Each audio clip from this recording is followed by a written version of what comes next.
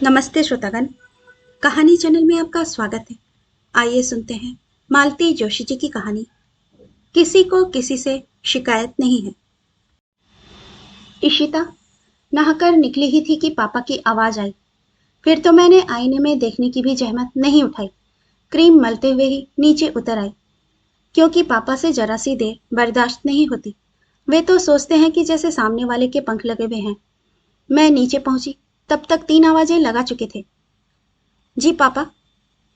बाहर शायद सुशील आया है। मैंने अभी अभी उसकी बाइक की आवाज सुनी है। जी कहकर मैं बाहर जाने को मुड़ी तो झल्लाए, पहले पूरी बात तो सुन लिया करो। मैं ठिठक कर वहीं खड़ी हो गई। देखो, उसे जरा जल्दी रवाना कर दो। We have no time to waste today. और सुनो, एक बार फिर उन्होंने मुझे अधबीच में ही रोक लिया। उसे कुछ भी बताने की जरूरत नहीं है। कुछ भी मतलब? यही कि हम कहाँ जा रहे हैं, क्यों जा रहे हैं, बस इतना बता दो कि फ्लाइट पकड़नी है, बस। इतना भी बताने की क्या जरूरत है? मैं मन ही मन भुनभुनाई। पापा के सामने मुंह खोलने का सवाल ही नहीं था। बाहर आकर देखा, सुशील दा का कहीं अता पता न था। बगीचे में हरी पानी दे रहा था। उसी से पूछा, सुशील दा आए थे क्या? और नहीं तो, जे दे के गए हैं। उसने लॉन चेयर की ओर इशारा करते हुए ठेठ अंदाज में कहा। अंदर आकर बताना था ना। रुके ही नहीं, बोले जल्दी में हूं। लॉन चेयर पर एक खूबसूरत बुके रखा हुआ था और साथ में एक कार्ड भी, हैप्पी बर्थडे। मैं दोनों चीजें लेकर भीतर आई। पापा ने अखबार से गर्दन उठाकर कहा, चला गया? आज बड़ी जल्दी गया। उन्हें भी 100 काम होते हैं पापा, पर उन 100 कामों के बावजूद मुझे बर्थडे विश करने आए थे। और घर में किसी को यहाँ तक कि मुझे भी मेरा जन्मदिन याद नहीं रहा। अनचाहे ही मेरा स्वर कुछ तल्ख हो आया था, पर पापा ने ध्यान नहीं दिया। इत्मीनान से बोले, तुम्हारा बर्थडे याद नहीं रहा? Because we have other important things to attend. Other important things मतलब मेरी दिल्ली यात्रा। इन दिनों हम सब लोग एक उत्तेजना से भरे हुए हैं। सबकी आंखें मेरे दिल्ली प्रवास पर टिकी हुई हैं। पिछले 8 दिनों से मैं इसकी रिहर्सल कर रही हूँ। एमसीए की छात्रा हूँ, कॉन्वेंट स्कूल में पढ़ी हुई हूँ। फिर भी अपने उच्चारणों पर फिर से पॉलिश कर रही हूँ। इसके साथ ही अपने etiquettes, table manners, general knowledge, hair style, dress sense सबका बार बार मुआयना कर रही हूँ। निखिल कहता भी है कि आप लोग क्यों इतना टेंशन ले रहे हैं। अमेरिका वाले अंग्रेजों की तरह रिजिड नहीं होते, बहुत लिबरल होते हैं। पर पापा के कोर्ट में कोई अपील नहीं चलती। उनका निर्णय अंतिम होता है। वे कोई रिस्क नहीं लेना चाहते हैं। डरते हैं कि जरा सी भी गलती हुई तो 7 समंदर पार वाला राजकुमार हाथ से निकल जाएगा। सारी मेहनत अकारत हो जाएगी। दिल्ली जाने का सारा रोमांच और उत्साह वहां पहुंचते ही ठंडा पड़ गया। पता चला कि श्रीमान 15 दिन की छुट्टी में आए हैं और इन 15 दिनों में कम से कम 20 लड़कियां देखने का प्रोग्राम है। रिजल्ट बाद में पता चलेगा। यह भी बताया गया कि यौं प्रस्ताव 50 से ऊपर थे, पर छानबीन करने के बाद संख्या 20 पर आकर ठहर गई है। उन 20 भाग्यशालियों में हमारा भी नाम था। लौटते समय मन बेहद उदास और थका हुआ था। जाते समय मैं जितना चाहक रही थी, लौटते समय उतनी ही चुप थी। पापा ने 2-1 बार मेरा मन टटोलने की कोशिश की, पर मेरी बेरुखी देखकर चुप हो गए। वैसे भी हवाई जहाज में चटर-पटर बात करने का रिवाज नहीं है। अपनी सीट पर सिर टिकाए मैं आंख बंद करके बैठी रही। कितनी कोशिश की, पर संभाव्य वर महोदय का चेहरा आंखों के सामने नहीं आ पा रहा था। वैसे उस चेहरे में कुछ खास था भी नहीं। जो भी ग्लैमर था वह विदेश यात्रा का था। बाकी तो एकदम साधारण सी सूरत शक्ल थी। और सच तो यह है कि ठीक से देखने का मौका भी नहीं मिला। हम लोगों को जो आधा घंटा अलॉट हुआ था, उस पर तो उनकी माँ और बहन ने ही कब्जा किया हुआ था। श्रीमान जी तो मुश्किल से 8-10 मिनट हमारे पास बैठे थे। मैंने 8 दिन तक जी तोड़ मेहनत करके अपने को संवारा था, पर सारी मेहनत मिट्टी हो गई। अपना हुनर दिखाने का कोई मौका ही नहीं मिला। पता नहीं क्यों जेहन में सुशील दा का चेहरा ही बार बार उभर रहा था। सुशील दा बड़े भैया के मित्र बनकर इस घर में आए थे। पर कब मेरी जिंदगी में दाखिल हो गए पता ही नहीं चला। मेरी पढ़ाई, मेरे शौक, मेरी बेवकूफियां, मेरा गुस्सा, सब वे ही झेलते रहे। बड़े भैया के इतने दोस्त थे, पर किसी से मेरी इतनी आत्मीयता नहीं थी। मेरा हर किसी से हंसना बोलना उन्हें पसंद भी नहीं था। पर सुशील दा के लिए कोई रोक नहीं थी। वे इस घर में सम्माननीय अतिथि थे। भैया तो खैर उनके कायल थे ही, पर पापा ने भी मम्मी से कह रखा था, बड़ा होनहार लड़का है, इसे हाथ से जाने नहीं देना है।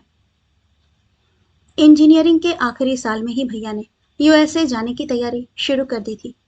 पापा ने तो सारी प्लानिंग पहले से कर रखी थी। वे लोग सुशील दास से भी आग्रह कर रहे थे, पर वह अपना मन नहीं बना पा रहे थे। उनका पूरा ही कैरियर इतना अच्छा था कि कई तरह की छात्रवृत्तियां उन्हें मिल रही थी, पर उन्हें डर लग रहा था कि कहीं वे घर पर बोझ न बन जाए। इस ऊहापोह में काफी दिन निकल गए और भैया करीब महीने भर पहले वहां चले गए। एक बात अच्छी रही कि दोनों का दाखिला एक ही यूनिवर्सिटी में हो गया था। बड़े भैया के जाने के बाद घर सूना हो गया था। सुशील दा के जाने के बाद तो शायद मेरा जीवन ही सूना हो जाता। 2 या 3 साल जो भी थे, मुझ पर भारी पड़ने वाले थे। भैया के जाने से पहले पापा ने एक शानदार पार्टी दी थी। भैया ने चाहा था कि इस पार्टी में हमारी सगाई की उद्घोषणा हो जाए, पर वह संभव ना हो सका। इस रिश्ते पर अभी बुजुर्गों की मुहर लगनी बाकी थी। मम्मी ने कई बार कहा होगा, हम लोग लड़की वाले हैं, एक बार हमें चलकर बात कर लेनी चाहिए, पर पापा कभी राजी नहीं हुए। अपने उच्च पदस्थ होने का दम्भ उन्हें एक साधारण से व्यक्ति के घर जाने से रोकता था। वे कहते थे, सब दकियानुसी बातें हैं, आजकल लड़का लड़की सब बराबर है। वैसे हम दोनों के बीच भी अब तक इस तरह की कोई बात नहीं हुई थी। उनसे परिचय हुआ था तब मैं मात्र 15 वर्ष की थी। तब वे मुझे एक बच्ची की तरह ट्रीट करते थे और उनका व्यवहार अब भी वैसा ही बना हुआ था। पर उम्र के साथ मेरा मन भी परिपक्व होता गया था और अब वे केवल भैया के मित्र नहीं थे, मेरे बहुत अपने कोई थे। जिस तरह सुशील दा इस घर के प्रिय पाहुन थे, मैं भी उनके घर भर की चहेती थी। मैं उनके मन की था तो नहीं ले पाई थी, पर जैसा लाड़ दुलार उस घर में मिलता था, उससे लगता था उन लोगों ने मुझे स्वीकार कर लिया है। उनकी माँ तो मुझ पर जान छिड़कती थी। मन में एक छिन आशा थी कि शायद जाने से पहले वे अपने दिल की बात मेरे सामने रख दें, पर वैसा मौका ही नहीं आया। उनके जाने में कुल जमा 8 दिन रह गए थे कि एक हादसा हो गया। उनके पिताजी एकाएक हृदयाघात से चल बसे। खबर सुनते ही हम लोग जैसे हतप्रभ हो गए थे, पर उन लोगों पर तो जैसे वज्रपात ही हो गया था। सुशील दा की 3 बहनें थीं, तीनों विवाहित थी। एक की शादी तो अभी अभी हुई थी। सुशील दा का कार्यक्रम तय होते ही आनन फानन में उसकी भी तारीख तय कर दी गई थी। वह तो अभी हनीमून से लौटे भी नहीं थे कि यह दुर्घटना हो गई। वह तो दुख से एकदम पागल ही हो गई थी। सारे कार्यक्रम निपट जाने के बाद दोनों बहनें तो 15-20 दिन में लौट गईं, पर वह 2 महीने यहीं बनी रही। साये की तरह माँ के साथ बनी रहती, एक बच्चे की तरह उनका ध्यान रखती। पर नई ब्याहुली को वे लोग भी आखिर कितने दिन रोक पाते। एक ना एक दिन तो ससुराल भेजना ही था। उसके बाद मैंने कमान संभाल ली। जब भी समय मिलता चली जाती, मांझी को अपने हाथों से खिलाती, दवा पिलाती, कई बार तो सुलाती भी। मैं चली जाती तो सुशील दा को बाहर जाने का हौसला हो जाता, नहीं तो माँ को अकेले छोड़कर जाने की वे कल्पना भी नहीं कर सकते थे। उनका मस्खरापन एकदम गायब हो गया था। वे बेहद गुमसुम हो गए थे। जब इसी तरह 4 महीने खींच गए तो पापा बेचैन हो उठे। ये सुशील कर क्या रहा है? पूरी टर्म निकली जा रही है, ये कब ज्वाइन करेगा? आखिर उनसे रहा नहीं गया। एक दिन सुशील दा मुझे छोड़ने आए थे, तो उनसे पूछ ही लिया, सुशील, मेरे ख्याल से अब तुम अगली टर्म से ज्वाइन करो तो ठीक रहेगा, क्योंकि इतने दिनों बाद मेकअप करना तो बहुत मुश्किल होगा। सुशील दा धीरे से बोले, अंकल, अब मैंने जाने का इरादा एक तरह से छोड़ ही दिया है। यहीं कोई कोर्स कर लूंगा या फिर कोई जॉब ले लूंगा। पापा उन्हें देखते ही रह गए। क्यों भाई? This is a suicidal decision. कुछ फाइनेंस वगैरह की प्रॉब्लम हो तो आई कैन अरेंज, लेकिन इस तरह? फाइनेंस की बात नहीं है अंकल, यह व्यवस्था तो बाबूजी पहले ही कर चुके थे। नए सिरे से कुछ करना होता तो प्रॉब्लम होती। फिर क्या बात है? अंकल, इस समय मेरा घर छोड़ना असंभव ही है। बाबूजी के एकदम चले जाने से माँ एकदम टूट गई हैं। अगर मैं भी बाहर चला गया तो वे बिस्तर ही पकड़ लेंगी। तो इतनी सी बात के लिए तुम अपना कैरियर तबाह कर दोगे? मैं तो हैरान रह गई। पापा ये कैसी बात कर रहे हैं? सुशील दा का चेहरा भी तमतमा गया। बड़े ही तल्ख अंदाज में बोले, ये इतनी सी बात नहीं है अंकल, मेरी माँ की जिंदगी का सवाल है। पापा को भी शायद तब तक अपनी गलती का एहसास हो गया था। बोले, सॉरी, मैं शायद अपनी बात ठीक से नहीं कह पाया। मेरा मतलब यह था कि यह कोई इतनी बड़ी समस्या नहीं है। तुम्हारी 3 बहनें हैं। वे लोग बारी बारी से माँ के पास आकर रुक सकती हैं, या वे भी बीच बीच में उन लोगों के पास जा सकती हैं। मुश्किल से 2-3 साल की बात है। फिर एक बार वहां जॉब लेकर तुम अच्छे से सेटल हो जाओ तो माँ को भी बुला लेना। मेरी तीनों बहनें शादीशुदा हैं सर। वे अपनी घर गृहस्थी छोड़कर कितने दिन आकर रह पाएंगी? बड़ी दोनों तो जॉब में भी हैं और माँ तो उनकी ससुराल में जाकर कभी नहीं रहेंगी। भले ही उन्हें यहाँ अकेले रहना पड़े, और वहाँ सेटल होने का तो मेरा कभी कोई इरादा नहीं था। लौटकर तो मुझे यहीं आना था। पढ़ाई के बाद यहीं जॉब ढूंढना था, सो अब भी ढूंढ सकता हूँ। पढ़ना चाहूँ तो यहाँ भी बहुत स्कोप है। बस विदेश का ग्लैमर नहीं है, और उस ग्लैमर का मोह तो मुझे कभी नहीं रहा। पापा उन्हें ऐसे देखते रह गए जैसे पहली बार देख रहे हों। उसके बाद वाले 2-4 दिन बेहद खराब गुजरे। मेरा मूड बेतरह उखड़ गया था। सुशील दा पर बेहद गुस्सा आ रहा था। इतना बड़ा निर्णय ले लिया और मुझसे पूछा तक नहीं। क्या सचमुच उन्हें मुझसे कोई सरोकार नहीं है? मैं ही पागल की तरह उन्हें मन दे बैठी। लग रहा था जैसे किसी ने मुझे ऊंचे पहाड़ से नीचे खाई में ढकेल दिया हो। समझ में ही नहीं आ रहा था कि क्या करूं। और फिर एक दिन पापा ने मुझे अपनी स्टडी में बुलवाया और गंभीर स्वर में पूछा, Ishita, are you serious about this fellow? Which fellow? यही, मिस्टर सुशील। मेरा मतलब है कि तुम्हारा अफेयर जेन्युइन है या? मेरा आहत अभिमान एकदम फुफकार उठा था। व्हाट अफेयर पापा? He is just a friend, a family friend. बचपन से घर आते रहे हैं, इसीलिए थोड़े क्लोज हैं, बस। सच कह रही हो? एब्सल्युटली पापा। तो तुम्हारे लिए लड़के देखना शुरू करूं। मैं चाहता हूं तुम्हारा फाइनल होते होते शादी भी सेटल हो जाए। फिर मैं इत्मीनान से निखिल को देखूंगा। तुम्हारी मम्मी कह रही थी कि एक बार सुशील के लिए पूछ लो, इसीलिए पूछ लिया। तुम्हें कोई इंटरेस्ट नहीं है? Then it is all right. और फिर पापा ने जोर शोर से वर संशोधन अभियान प्रारंभ कर दिया। शर्त एक ही थी, लड़का एनआरआई हो, चाहे फिर वह डॉक्टर, इंजीनियर, वकील, प्रोफेसर कुछ भी हो। यह दिल्ली प्रवास इस अभियान की पहली किस्त थी। लौट कर आई तो अजीब सी मनस्थिति थी। ना घर में मन लगता था, ना कॉलेज जाने का मन होता था। 24 घंटे कान दिल्ली वालों के फोन पर लगे हुए थे। इतनी व्यग्रता से मैंने आज तक किसी रिजल्ट की प्रतीक्षा नहीं की थी। इसी बीच सुशील दा वाला बुके मेरे कमरे में अनाहत सा पड़ा रहा। एक दिन झाड़ू लगाते हुए हरी ने पूछा, जे फूल अब गंधाने लगे हैं, फेंक दें? तब मुझे उसका ध्यान आया। मैंने धीरे से कार्ड निकाल लिया और फूल जाने दिए। उस शाम पता नहीं क्या सोचकर मैं उनके घर चली गई। वे घर पर नहीं थे। इस बीच उन्हें कोई जॉब मिल गया था। मांझी घर पर अकेली थी। मुझे देखते ही निहाल हो गई। पहले तो अंक में भरकर खूब प्यार किया, फिर शिकायत करती रही कि इतने दिनों कहाँ गायब रही। तब मुझे भान हुआ कि मैं पूरे 2 महीने बाद आ रही थी। शिकायत का दौर समाप्त होने के बाद वे मेरे लिए ढेर सारा नाश्ता निकाल लाई। गाजर का हलवा, मठरी और भी ना जाने क्या क्या। मुझे यह देखकर अच्छा लगा कि वे फिर से पहले की तरह रसोई से जुड़ रही हैं। सच है, समय बड़े से बड़ा जख्म भी भर देता है। उसी समय सुशील दा काम से लौटे। माँ, ये क्या गजब कर रही हो? बड़ी मुश्किल से तो उसने अपना वजन घटाया है। इतना खिलाकर उसे मोटी कर दोगी तो उससे शादी कौन करेगा? चुप कर, मां जी ने झिड़का। एक दिन खाने से कोई मोटा नहीं होता, और उससे शादी करने वाले बहुतेरे मिल जाएंगे। तू फिक्र मत कर। उनके स्वर से प्यार छलका पड़ रहा था। माँ, हम लोग टेरेस पर बैठते हैं, उन्होंने नाश्ते की प्लेटें उठाते हुए कहा। चाय बन जाए तो आवाज दे देना, बेकार ऊपर नीचे मत करना। ईशा, तुम पानी ले लो। मां जी मुग्ध भाव से हम दोनों को ऊपर जाते देखती रही।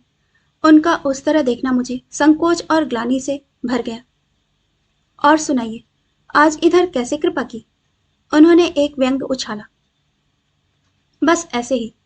उस दिन आप जन्मदिन की बधाई देने आए थे और रुके भी नहीं। उसका धन्यवाद ड्यू था ना। क्या उस दिन मेरा रुकना ठीक होता? मैं कुछ नहीं बोली। मैं तो हमेशा की तरह बिंदास चला आया था। घंटी भी नहीं बजाई थी। पर्दे की ओर से मैंने अंकल की बात सुन ली थी। फिर रुकना बेमानी लगा। दरअसल हम लोग जरा जल्दी में थे, फ्लाइट पकड़नी थी।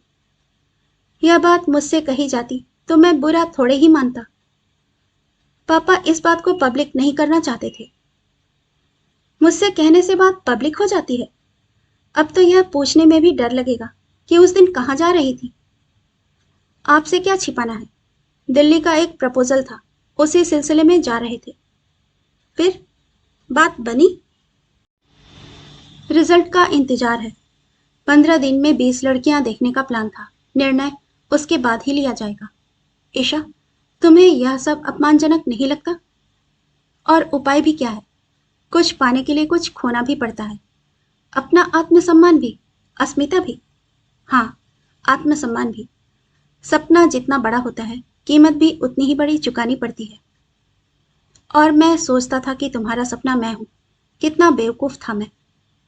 बाप रे, इस आदमी का अहंग तो आकाश छूने लगा है। यह नहीं कहते बना कि ईशा तुम मेरा सपना हो। खुद मेरा सपना बनने को बेताब है। आप भी मेरा सपना हो सकते थे सुशीलदा, पर क्या करूं? आपने तो आकाश में उड़ना छोड़कर जमीन पर रेंगना शुरू कर दिया है। ईशा, क्या तुम्हारे लिए मेरा यूएसए जाना इतना महत्वपूर्ण था? मेरा अपना वजूद कुछ नहीं? तुम्हारे लिए अमेरिका ही सब कुछ है। मान लो यह निर्णय मैं शादी के बाद लेता, तो क्या तुम मुझे छोड़ देती? शादी? और तुमसे? मैंने कहा और अधखाई प्लेट यूं ही छोड़कर दनदनाती हुई नीचे उतर आई। चाय के कप हाथ में लिए मांझी रसोई से बाहर निकल रही थी। वे मुझे आवाज देती, इससे पहले मैं बाहर निकल गई। इसके बाद महीनों हमारी मुलाकात नहीं हुई। न वे इधर आए, न मैंने उनके घर का रुख किया। इस बीच हमारा खोजी अभियान जोरों पर था। स्वीकृति और अस्वीकृति का दौर चल रहा था। कुछ पात्र मुझे नहीं जचते थे, कुछ को मैं पसंद नहीं आती, तो कुछ को पापा रिजेक्ट कर देते। बड़ी मुश्किल से एक जगह सबकी सहमति से बात तय हुई। बड़े भैया की छुट्टी आदि की सुविधा देखकर तारीख तय करने की सोच ही रहे थे कि एक अंधड़ सा आया। 11 सितंबर का प्रलय आया और उसके बाद मंदी का एक दौर चला। सैकड़ों इंजीनियर बैरंग वापस भेज दिए गए। मेरे दुर्भाग्य से इन साहब का नाम भी उस सूची में था। वैसे यहाँ आते ही उन्हें चेन्नई में अच्छी नौकरी मिल गई, पर अगर यहाँ वालों से ही करनी थी तो सुशीलदा क्या बुरे थे। हम लोगों ने वह रिश्ता खारिज ही कर दिया। इस रिश्ते के खारिज होने के बाद से घर में एक मायूसी सी छा गई थी। मुझे तो यह सोचकर ऊब हो रही थी कि सब कुछ अब नए सिरे से शुरू करना होगा। पापा का उत्साह भी कुछ ठंडा पड़ गया था। कहाँ तो एमसीए करते करते ही मेरी शादी हो जाने की बात थी। अब पास करके भी 6 महीने हो चले थे और मैं अनब्याही बैठी थी। वक्त काटने के लिए मैंने इन दिनों एक कंप्यूटर क्लास में पढ़ाना शुरू कर दिया था। एक दिन शाम को वहां से लौटी तो ड्राइंग रूम में पांव देते ही चौंक पड़ी। सुशील दा की दोनों बहनें वहां बैठी थी। मेरी विस्मित मुद्रा देखकर पापा ने बताया, शुभा, विभा सुशील की शादी का निमंत्रण देने आई है। अरे वाह, कब है, कहाँ है? मैंने अपने को यथाशक्ति सहज रखते हुए कहा। जयपुर में, इसी 16 को, शुभा दी ने बताया। रिसेप्शन में तो खैर सभी को आना है, पर तुम्हें और निखिल को बारात में भी चलना होगा, विभा दी ने जताया। लड़की, मेरा मतलब है हमारी नई भाभी क्या करती हैं? कुछ नहीं, एमए किया हुआ है। उसे घरेलू लड़की ही चाहिए थी। कहता है बुढ़ापे में माँ को आराम देना चाहता हूँ। करियर माइंडेड लड़कियां घर की ओर ध्यान नहीं दे पाती हैं। उन लोगों को गेट तक छोड़कर मैं भीतर आई तो मम्मी बड़बड़ा रही थी, इतना अच्छा लड़का था, सिर्फ आप लोगों की जिद के कारण हाथ से निकल गया। पहली फुर्सत में मैंने उनका मोबाइल मिलाया। सुशीलदा, आपने तो हमें शॉक ट्रीटमेंट ही दे दी। No doubt it was pleasant, but it was a surprise. तुमने क्या सोचा था? मैं देवदास बन जाऊंगा? अरे, क्या बात कर रहे हैं? वही तो। देखो, तुमने अपना सपना सहेजा, मैंने अपना। तुम अपने माँ बाप का दिल नहीं तोड़ सकी, मैं भी अपनी माँ को दुखी नहीं कर सकता। हिसाब बराबर हो गया। अब किसी को किसी से शिकायत क्यों हो? Let us part as friends. और उपाय ही क्या था? कहानी सुनने के लिए आपका धन्यवाद। श्रोतागण, आपसे विनम्र अनुरोध है कि कृपया कहानी पसंद आए तो इसे लाइक और सब्सक्राइब जरूर कीजिएगा। धन्यवाद।